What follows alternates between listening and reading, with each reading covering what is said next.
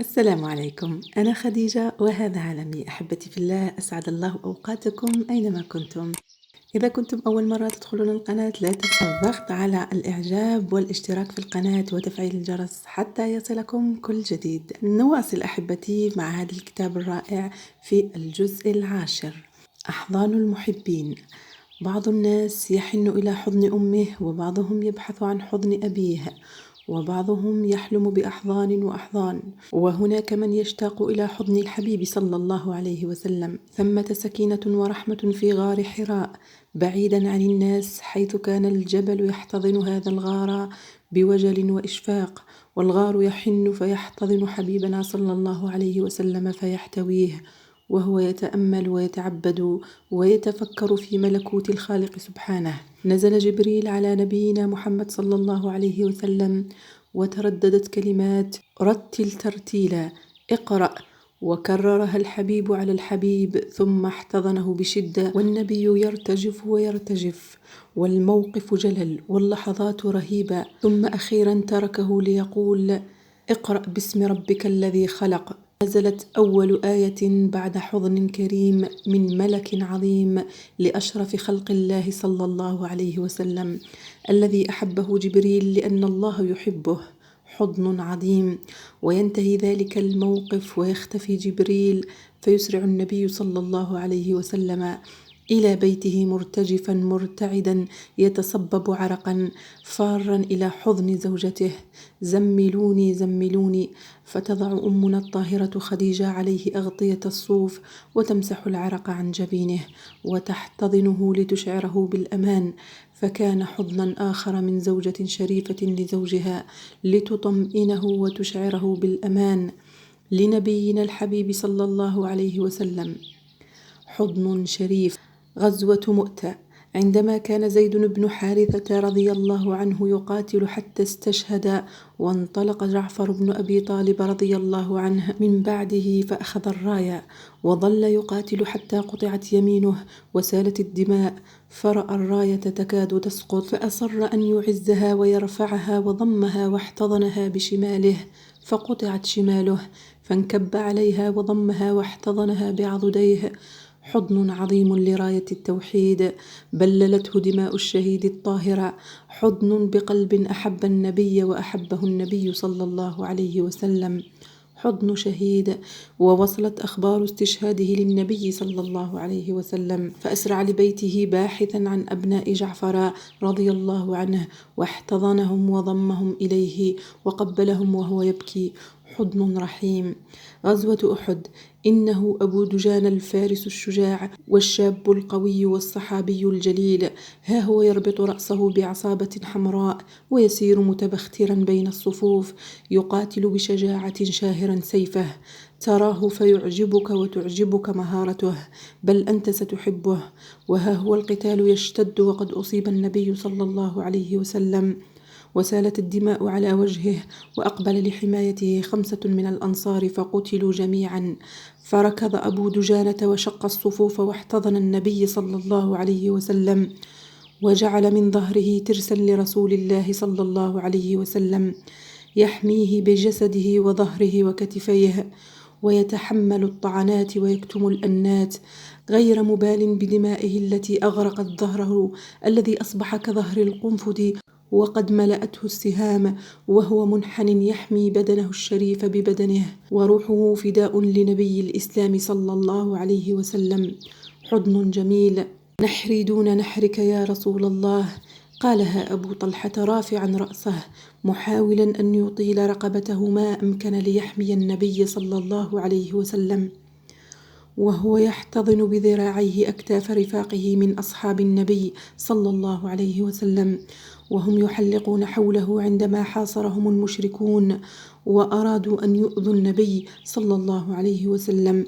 حضن جماعي. تعجز كل الحروف أن تصف حلاوته، أقرأ فيه أرقى معاني الحب في الله، وكأن قلوبنا هناك معهم، عندما كانت قلوبهم تنبض في صدورهم الشريفة فتفيض حبا للحبيب صلى الله عليه وسلم.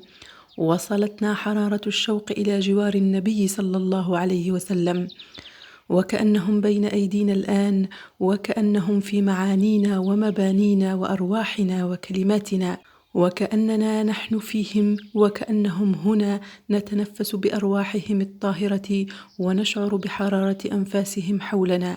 أحببناهم لحبهم لنبي الله صلى الله عليه وسلم. تمنينا لو أننا بينهم وأنهم بيننا. اشتقنا يا رسول الله، اشتقنا لنورك ورحمتك ورؤيتك وجوارك وهيبتك، اشتقنا لوجهك. اللهم إنا نسألك أن تحشرنا معه وخلفه وتحت لوائه. اللهم إنا نشهدك أننا نحبهم ونحبه صلى الله عليه وسلم. الفصل الثاني: إحساس رائع. أولا، الفرحة الأولى. لكل شيء بداية، ولكل تجربة في حياتنا مرة أولى. ميلاد طفل جديد، أول خطوة، أول كلمة تنطقها وأنت صغير، أول قطعة حلوى تحبها، وأول جائزة تعتز بها، أول حب حلال لزوجتك، وأول دقة قلب وأنت تتأملين زوجك. إنها الفرحة الأولى. لا ندرك أحيانا أنها المرة الأولى إلا عندما نعود ونتأمل ونفكر منذ متى ونحن نشعر بتلك الفرحة. نحتاج كثيرا لمن يلفت أنظارنا إلى أنها المرة الأولى بالفعل، فتهدأ أنفسنا قليلا ونتأمل فندرك أحقا نعم إنها المرة الأولى. وهناك مرات أولى للألم، للابتلاء وللوجع.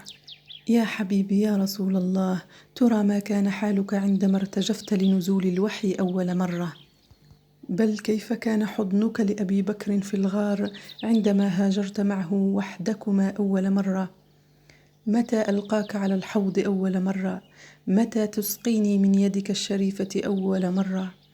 ترى متى تكون المرة الأولى التي نشعر فيها بمعية الله وأننا اقتربنا حقا وأننا معه؟